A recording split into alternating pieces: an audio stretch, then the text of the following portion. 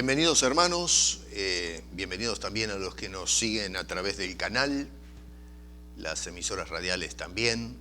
Es un gusto de tenerles una vez más con nosotros. Voy a rogar que abran sus Biblias en el Salmo número 1 y quiero dejar algunos pensamientos con ustedes. Voy a leer los 6 versículos, es cortito el Salmo, así que no nos va a llevar tiempo leerlo. Salmo número 1. Y dice esto, dice: bienaventurado el varón que no anduvo en consejo de malos, ni estuvo en camino de pecadores, ni en silla de escarnecedores se ha sentado, sino que en la ley de Jehová está su delicia, y en su ley medita de día y de noche. Será como árbol plantado junto a corriente de aguas, que da su fruto en su tiempo, y su hoja no cae, y todo lo que hace prosperará. No así los malos, que son como el tamo que arrebata el viento. Por tanto, no se levantarán los malos en el juicio, ni los pecadores en la congregación de los justos. Porque Jehová conoce el camino de los justos, mas la senda de los malos perecerá. Señor, como siempre, gracias por tu palabra.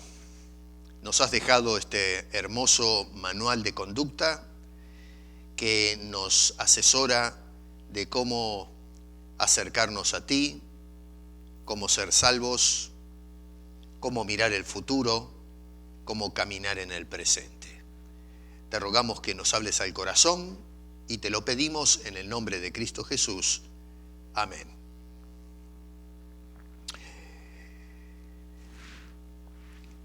Estuvimos una semana con mi esposa en Las Vegas. No jugamos a la ruleta,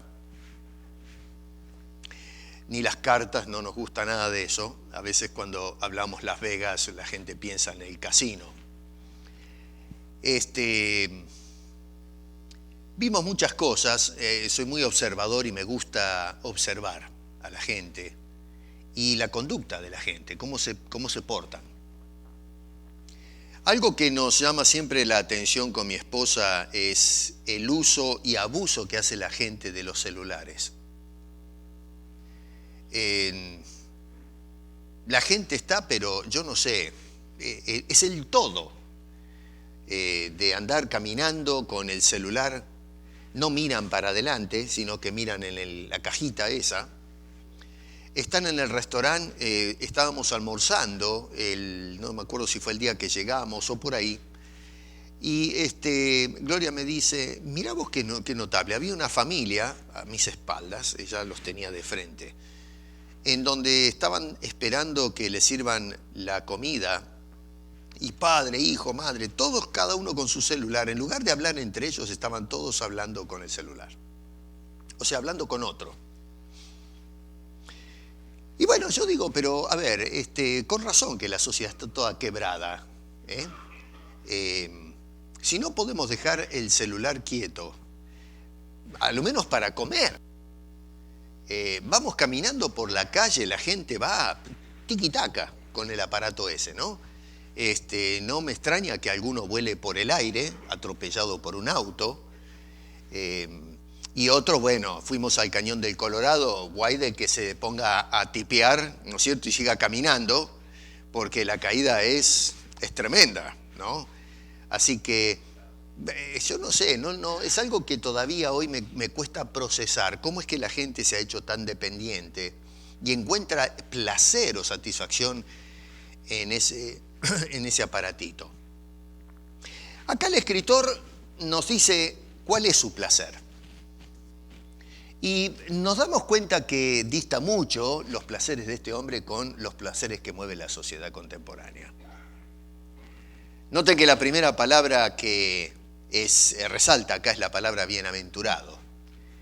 Y ese término, asaj, o asatz sería en hebreo, deriva de esa palabra. La palabra acá en realidad es esher. Y esher significa básicamente una persona con exuberante gozo, con mucha felicidad.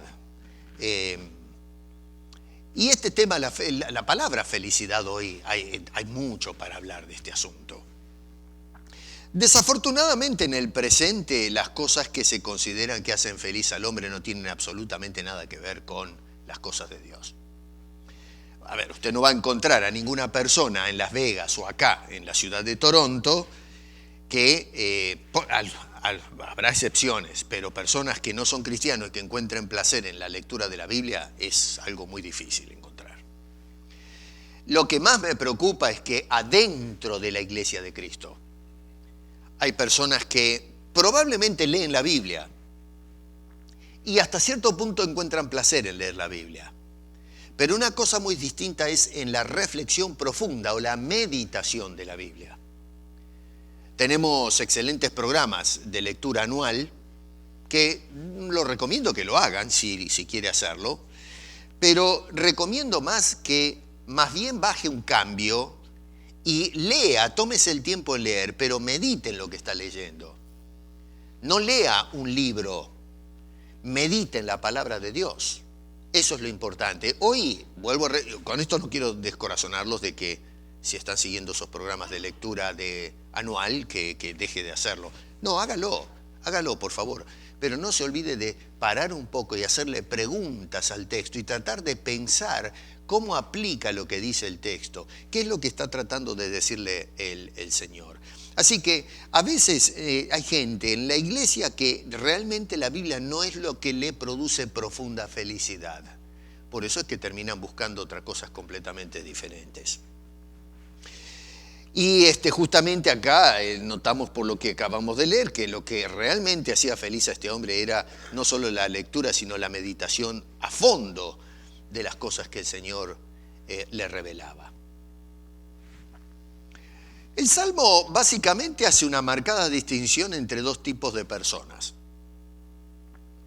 Tenemos, por ejemplo, noten que es bienaventurado el varón, ¿no? El primero, y luego se afirma en forma inclusiva otro tipo de varón que es el que está más inclinado al pecado. Así que dos tipos de personas. Las dos tipos de personas encuentran placer en algo.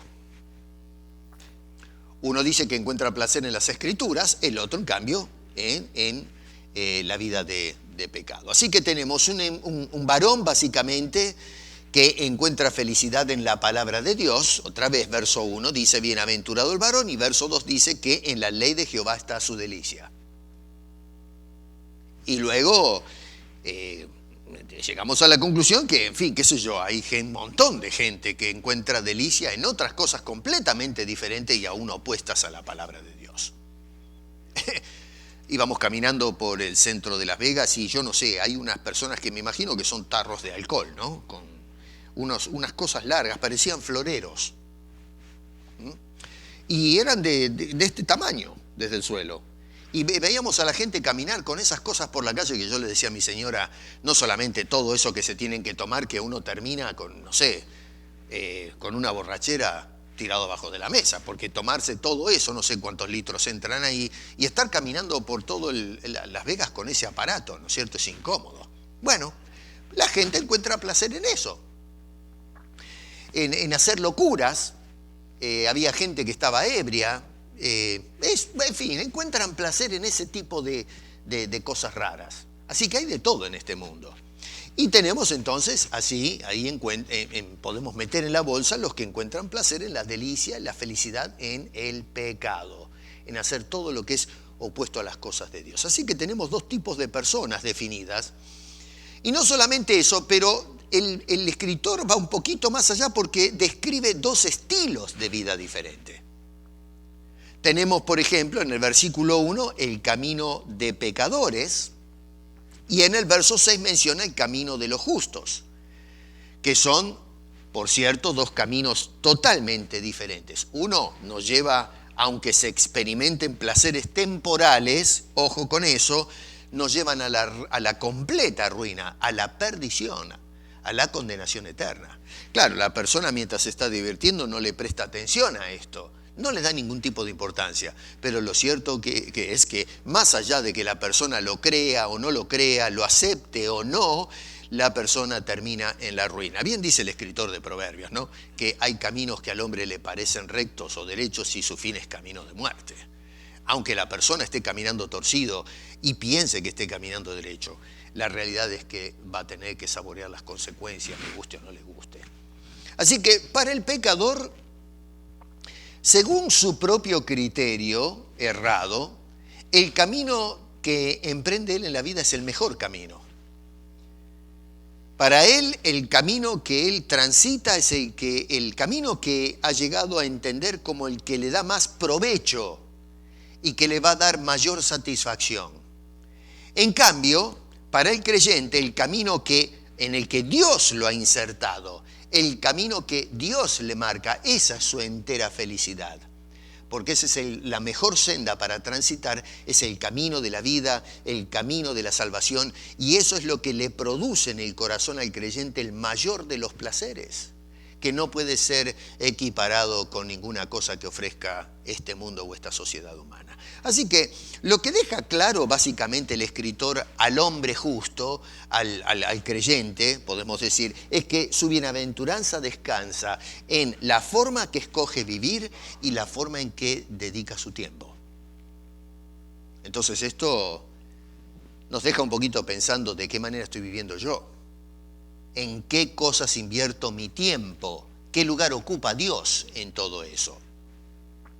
Entonces nuestra felicidad descansa en escoger cómo vamos a vivir, y esto significa ser en realidad escogidos más bien para vivir por nuestro Dios mediante su gracia soberana, para que podamos tener el privilegio de gozar la presencia de Dios y la felicidad que otorga, el placer que otorga caminar con el Señor. A través de los siglos hay mucha gente que ha intentado presentar una definición de lo que es la felicidad. Y hasta el día de hoy filósofos y pensadores siguen escribiendo acerca del asunto. No se ha agotado papel y tinta para hablar de qué es la felicidad y cómo se puede llegar a vivir una vida feliz. Hoy día vivimos en una sociedad pragmática y hedonista donde, en fin, se trata de satisfacer los deseos carnales, las pasiones sensoriales, porque en definitiva eso trae mayor satisfacción o placer en la vida del ser humano, y este es uno de los grandes errores y polémicos en la actualidad. Déjeme darle algunas definiciones para que más o menos se den idea de cómo las personas sin Cristo piensan y definen el tema de la felicidad. Gautama Buda decía, por ejemplo, no hay camino a la felicidad es el camino. Bueno, mi Biblia me dice que Cristo es el camino. Así que suena muy bien, ¿no es cierto?, lo que dijo Gautama Buda. Pero no es bíblico. Y yo no sé dónde estará este señor ahora, ¿no? Hoy es venerado, ¿no?, en algunos países en el Asia. Pero bueno, ese es una de los lemas que dejó este señor. Podemos irnos más atrás al siglo V antes del nacimiento del Señor Jesucristo. Platón, que fue un discípulo de Sócrates y fue uno de los hombres que marcó el pensamiento de Occidente.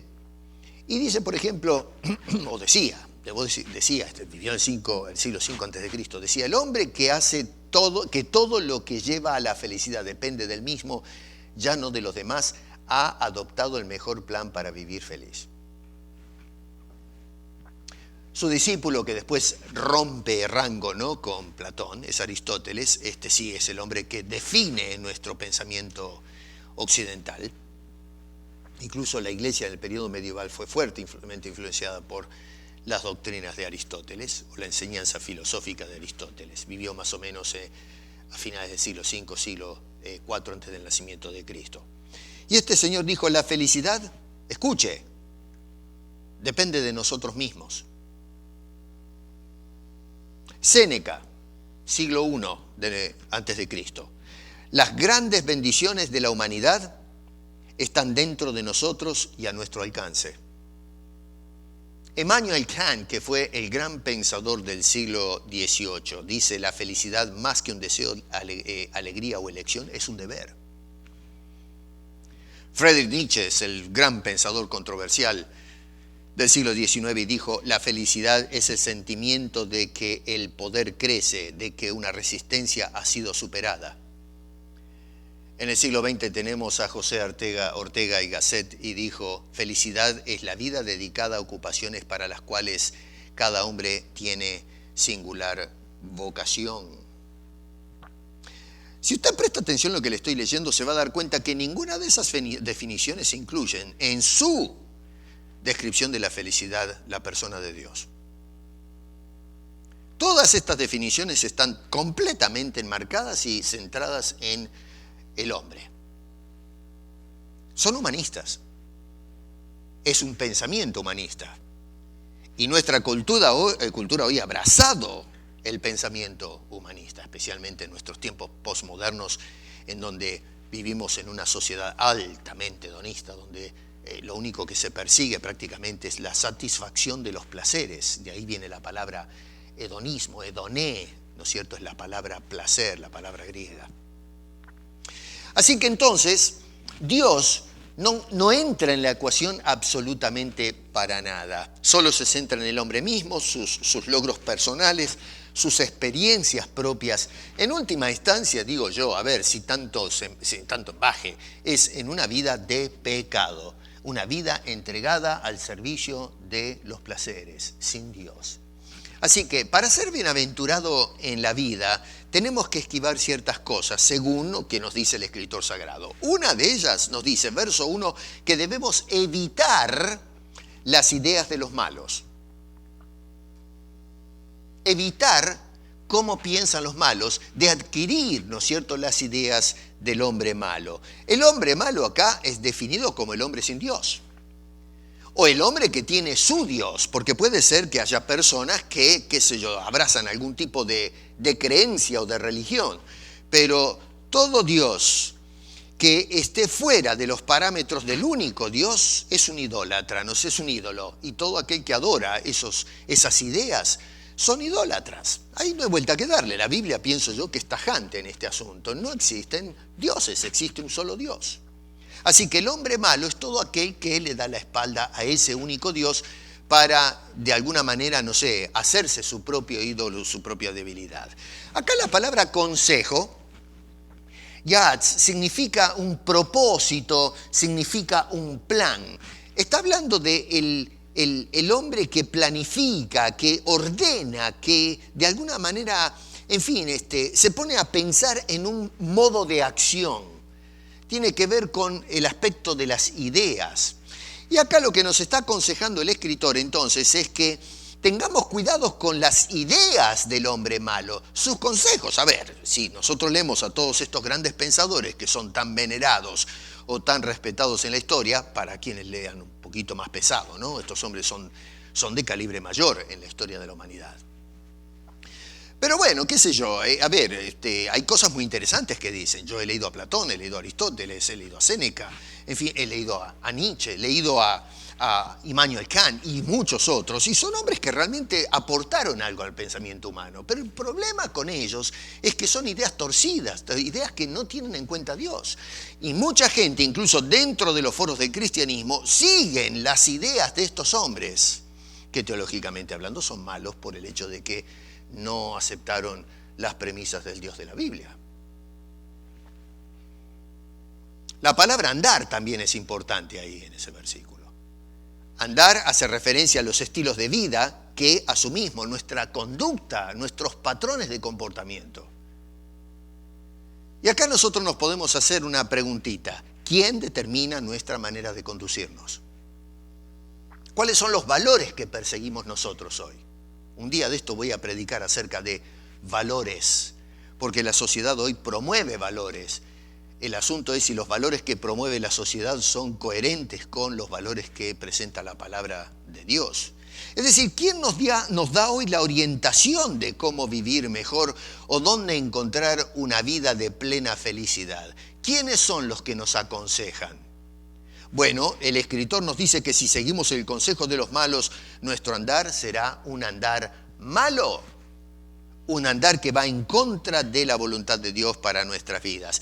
Y puede ser cierto que en ese andar malo experimentemos algún tipo de placer, porque la realidad es que cuando experimentamos y saboreamos el pecado en algunos casos es placentero, en la mayoría de los casos.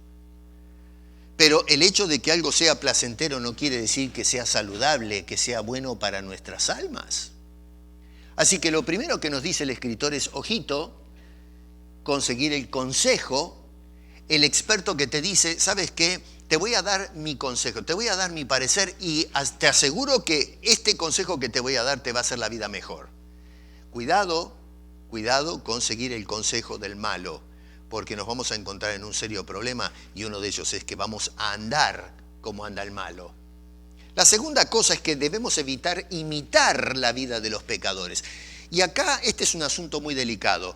Noten que otra vez dice, no anduvo en consejos de malos ni estuvo en camino de pecadores, el camino por donde camina el pecador. Miren, la senda de los pecadores no es recta, pero desgraciadamente la gente imita muchas veces la senda del que peca. Un fenómeno de esto lo tenemos en el ámbito de la farándula, en lo que es el mundo de los artistas, ¿no es cierto?, los grandes músicos, que son los que establecen las modas, los estilos de vida. La gente a veces se agarra de los famosos cantantes que cada vez son más jóvenes e influencian mucha juventud. Y se ven cosas espantosas. A veces miren, creo que hace poco estaba hablando del Super Bowl que tuvimos hace poquito. Y aparecieron dos famosas cantantes latinas en el medio en la intromisión.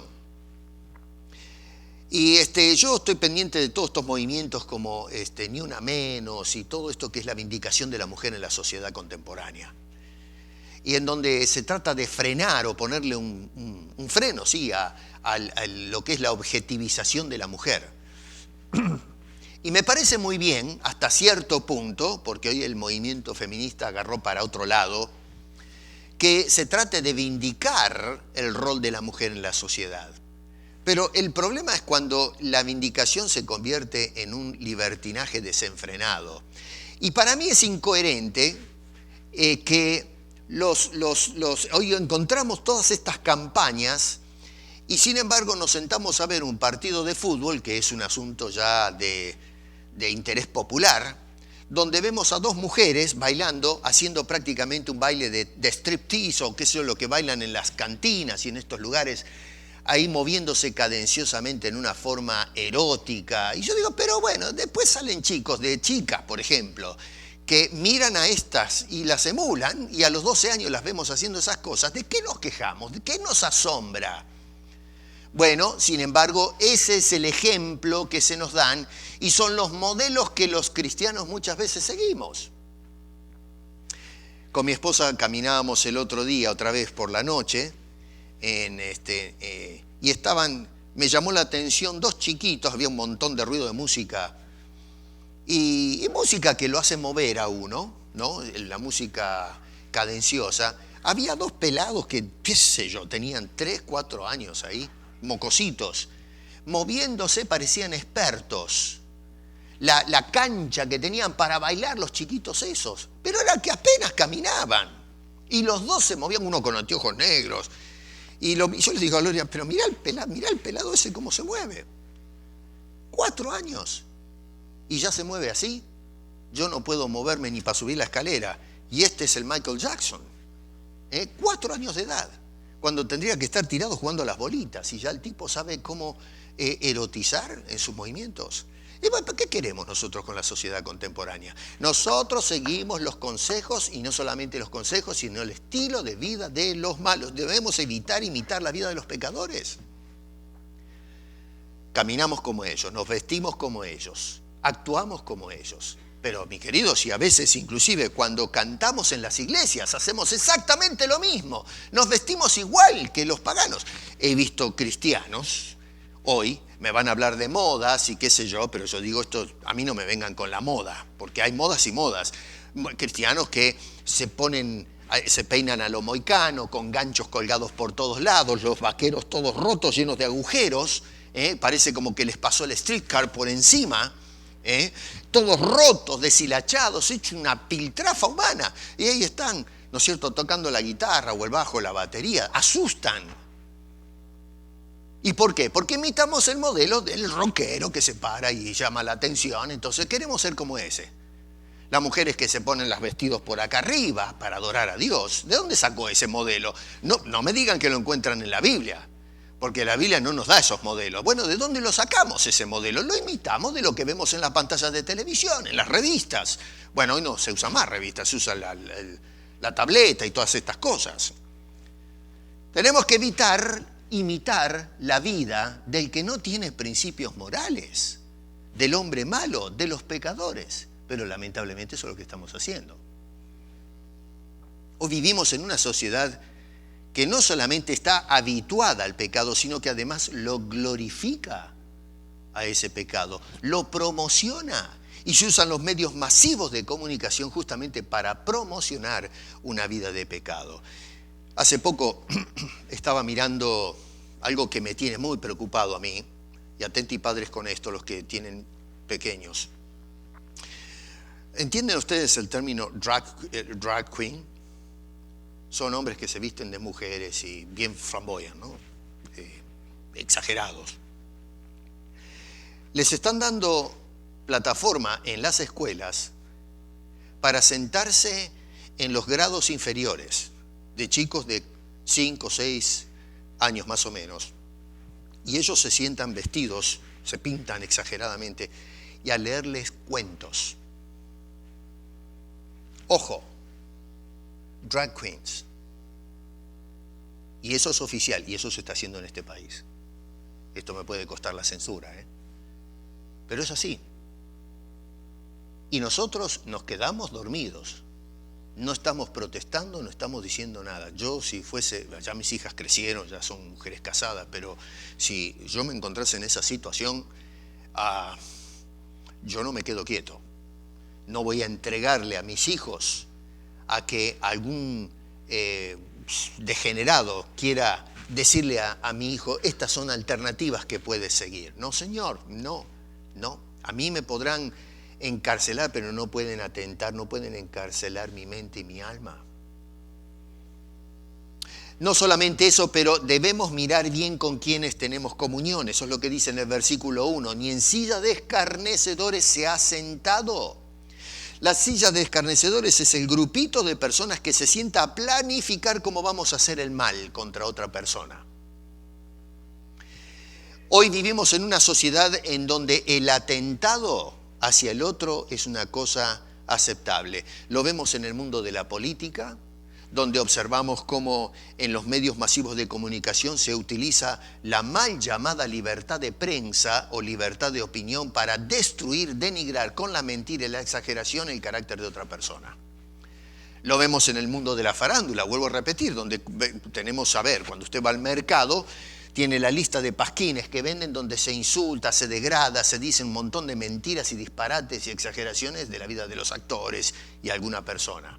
Sí, inclusive han encontrado la calavera del diablo por ahí y lo ponen en esas revistas. Se promueve la mentira, el disparate. Y hay gente que se sienta justamente para ver cómo vamos a escarnecer a la otra persona, cómo vamos a destruir su carácter, su personalidad. Bueno, no debemos sentarnos con gente que actúa de esa manera, dice el escritor sagrado. O sea que ninguna persona que ande en consejo de malos, en camino de pecadores y que se sienta en silla de escarnecedores experimentará bienaventuranza. De ninguna manera no se puede encontrar este tipo de cosas que el hombre quiere promover a través de estas palabras. El que escoge el camino de los pecadores tiene un solo destino: su ruina. Eso es lo que vemos en los versos 4 al 6. Estas personas son temporales. Verso 5, serán presentados a juicio. Y luego dice que no serán exonerados. cuando dice que, otra vez, si repasamos rápidamente eso, no se levantarán los malos en juicio. Ahí cuando dice no se levantarán es la persona que es declarada inocente. Se levanta y se va. No, Señor, no podrán levantarse, están bajo juicio y no serán perdonados o exonerados, sino que tendrán que pagar hasta el último cuadrante la deuda que tienen con Dios por causa de sus pecados. Entonces, ¿dónde está nuestra verdadera bienaventuranza según el escritor? Bueno, ya nos indicó dónde no la vamos a encontrar. Ahora nos dice dónde encontramos verdadera satisfacción o felicidad. Y número 1 dice que la encontramos. Verso 2, tiene su delicia en la palabra de Dios, no la palabra de los mortales o los paganos. Y la segunda cosa, noten que se mueve un poco más allá de la palabra de Dios, esto ya lo indiqué al principio, es en la reflexión, en la meditación de la palabra de Dios. Hoy día, la verdad es que, qué sé yo, encontramos que la gente a veces va a las iglesias y ya no se hace exposición bíblica. A la gente le aburre esto. De comprar un libro y leerlo de punta a punta, ni hablar. Yo recuerdo en mis años de estudiantes, cuando uno tenía que leer libros, eran manuales. Eran manuales, ¿o no, David? Comprábamos unos libros, tenemos que leer 2, 3 tomos, que los tenemos ahí. Usted viene a mi biblioteca y va a ver, hace años atrás, en lingüística, los libros que tengo son 4 tomos de este grueso y así altos. ¿Hoy qué va? ¿Quién lee 4 tomos así de altos? No, tiene que ser así, y si ya pasó las 100 páginas, no, ya se le fue la mano. Queremos todo reducido. Parece mentira, nos tragamos a lo mejor 3 horas mirando una película del espacio y no podemos gastar media hora sentados con un libro de teología que nos ayude a meternos para conocer las cosas de Dios. De agarrar un papel y un lápiz y desglosar la escritura para aprender hermenéutica, cómo interpretar la Biblia para sacar el mayor partido. No, eso es para los teólogos. Y bueno, ¿qué quieren ustedes? Con razón que caminamos todos torcidos, imitando a los malos. El malo sintetiza todo. Tira el libro por la ventana. ¿Para qué? ¿Romperte la cabeza? No, ponete la ropa así, salí a caminar y divertite. Esa es la mentalidad del hombre de ahora. Bueno, estamos perdiendo los hogares, estamos perdiendo las iglesias, estamos perdiendo el alma al pecado, nos estamos vendiendo al mal, nos estamos vendiendo al pecado. Así que este hombre nos dice que él encontraba o experimentaba verdadera felicidad, no solo en la lectura, sino en la reflexión, en meterse, en hundirse, en sondear los misterios de la palabra de nuestro soberano y poderoso Dios. Y entonces va, ya para ir cerrando un poquito, noten que presenta un ejemplo para poder orientarnos a qué es lo que quiere dejar con nosotros. Dice, será como árbol, la persona que sigue su consejo, que medita en la palabra de Dios, dice, será como árbol plantado junto a corriente de aguas que da su fruto a su tiempo y su hoja no cae y todo lo que hace prosperará. ¿Saben que hay cosas muy interesantes que se puede sacar de ese pequeño ejemplo que da el escritor? Porque, a ver, ¿por qué utiliza este ejemplo? ¿Qué es lo que está tratando de comunicar este hombre? Lo que quiere mostrarnos es los efectos que produce en nosotros la meditación de la palabra de Dios.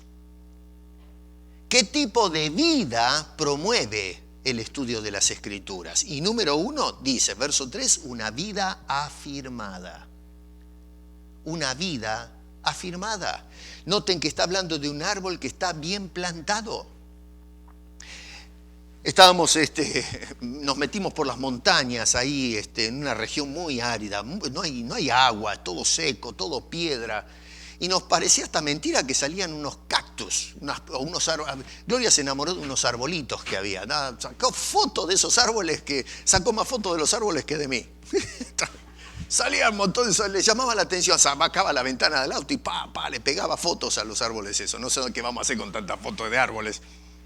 Pero bueno, y lo que nos llamaba la atención era que crecían esos árboles en un terreno que es contradictorio.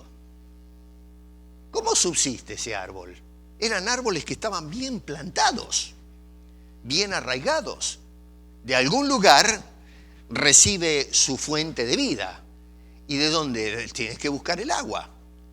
Así que en el medio del desierto el árbol ese se hunde para poder encontrar el agua. Noten que en el escritor, que se ve que observaba la naturaleza, ¿no es cierto? Dice, será como árbol plantado junto a corriente de aguas. Son las aguas las que le dan, ¿no es cierto?, en fin, ese sabor al árbol para poder salir adelante. Y es un árbol que está bien afirmado. ¿Saben ustedes que hay árboles que en realidad lo que usted ve es menos de lo que hay abajo de la tierra?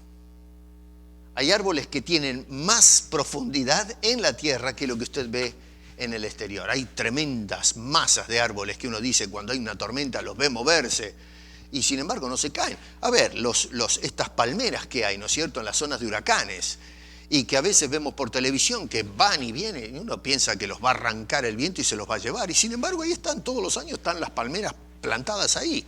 Y uno dice, ¿pero cómo puede ser esto? Bueno, porque están bien plantadas, están bien arraigadas.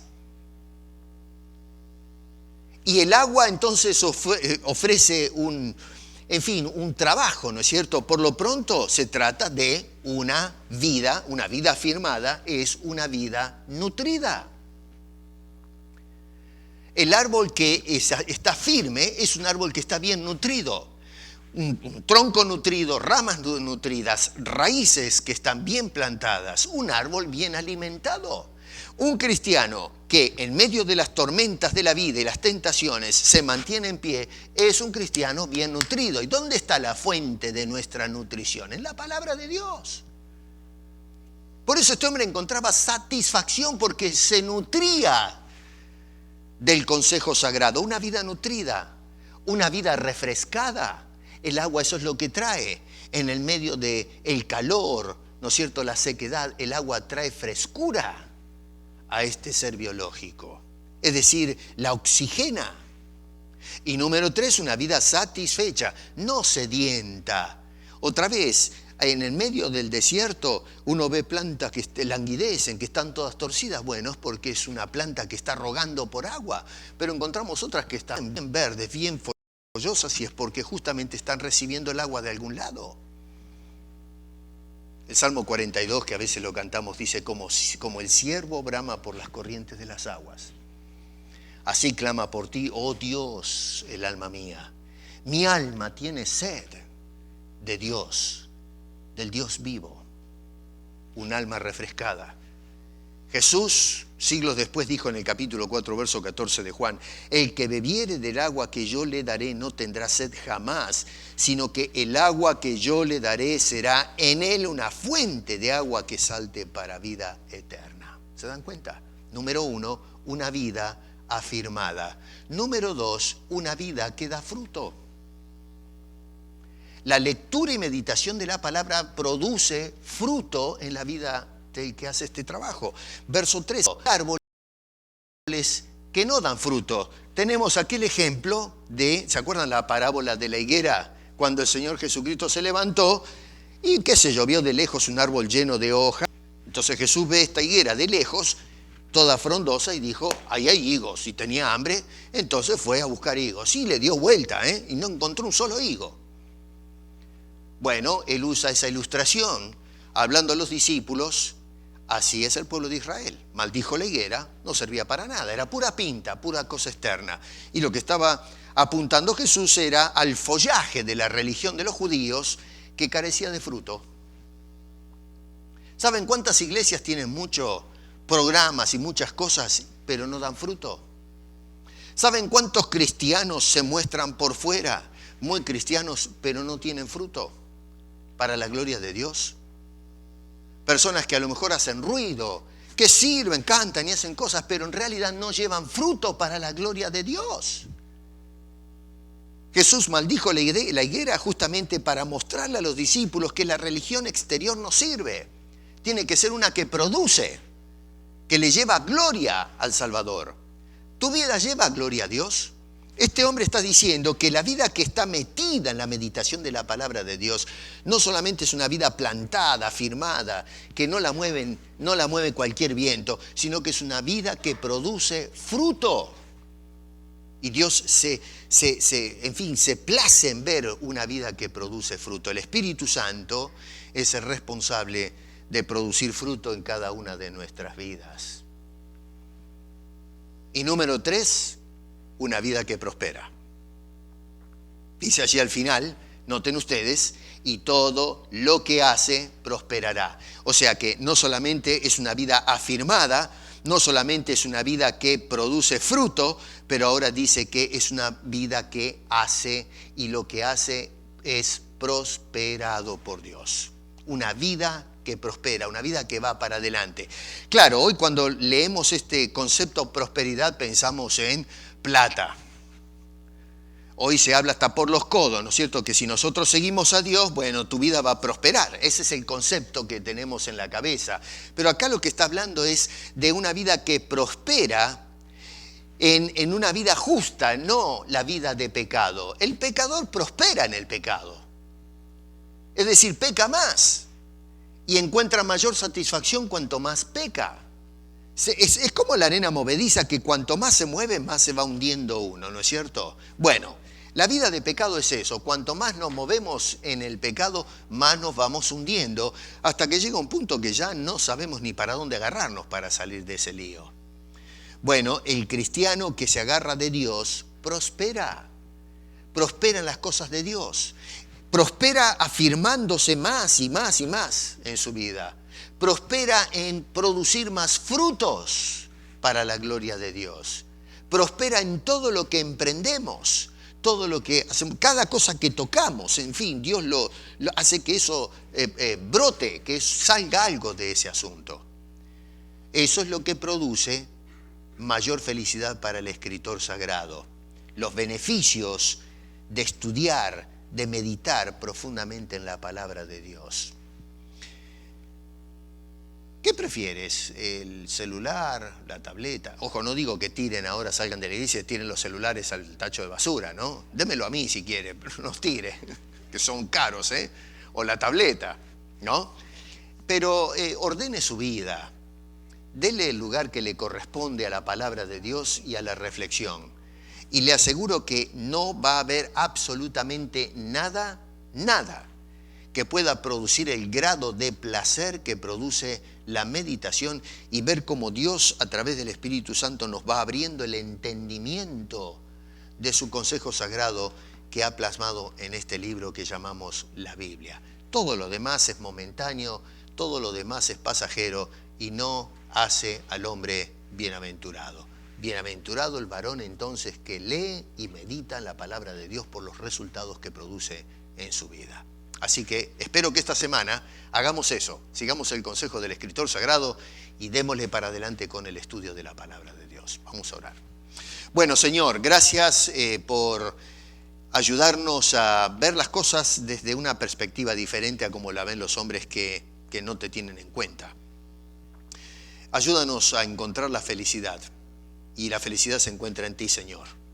Ayúdanos a caminar, que es el camino de Cristo. Ayúdanos, Señor, por favor, a no sentarnos entre los escarnecedores que encuentran satisfacción y placer arruinándole la vida a otros. Ayúdanos a sentarnos con papel y lápiz para estudiar tu palabra. Afirma nuestras vidas. Haz que produzcan fruto. Prospera lo que hacemos, Señor, para que podamos llevarte gloria y honra en esta semana que comienza. Porque te lo pedimos, Señor, de todo corazón, con acción de gracias, en el nombre de Cristo Jesús. Amén.